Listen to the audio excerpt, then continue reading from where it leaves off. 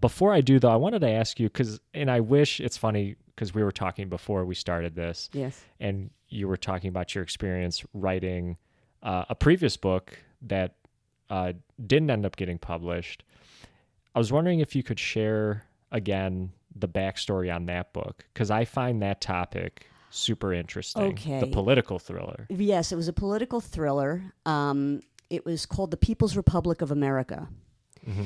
And the premise is that this veterinarian and this disgraced journalist meet up, and they have become convinced that the Chinese are waging a quiet background war against the United States via the availability of cheap goods that they have tainted in certain ways to weaken the country, and playing a long game, as they are known to do. The government I'm referring to, of course. And of course, it's very hard to get anybody to believe you when you think you've found something, and these two, find each other and, go about trying to prove what they've discovered. As I've said, it was something that I wrote, I don't even remember, 10 years ago maybe, or maybe a little more recent than that. Wrote it, shopped it around, didn't find any interest in it, and then I moved on.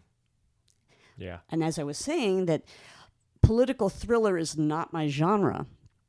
And the point of that is that if you haven't read a lot of a particular genre, it becomes difficult to plot it with the energy that is required for that particular genre.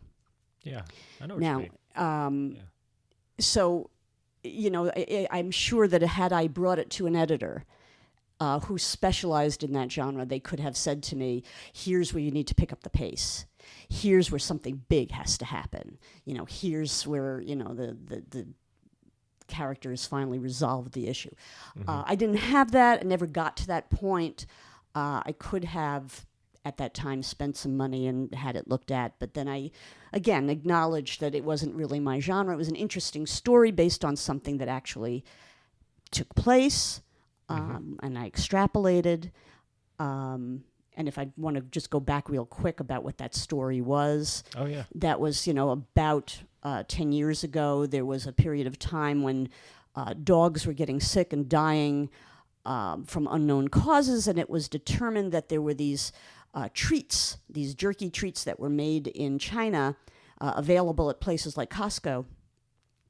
And that was what people were deciding was making these dogs ill. And at the time, my dog was losing fur, and I had brought him to the vet. And when I brought the situation up to the vet and I said, hey, I've actually heard that maybe this was the case, that was at that time I said, maybe there's something here. And I mentioned it to my dog sitter, and my dog sitter said, they're trying to kill us all.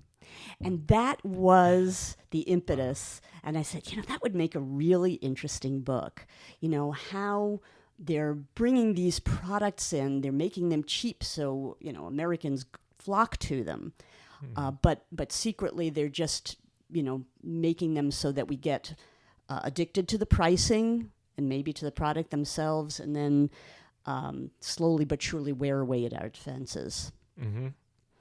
I just was watching a YouTube video recently about TikTok and how that came about. Are you familiar with that? Yes, and I'm aware that it's a lot of people say that it's it's because it's a Chinese product, and they're weaponizing it, and and I'm not familiar enough with TikTok. I mean, I like to watch dog videos, and that's so I'll see the occasional dog video on TikTok, but lots of dog videos. But there are ways.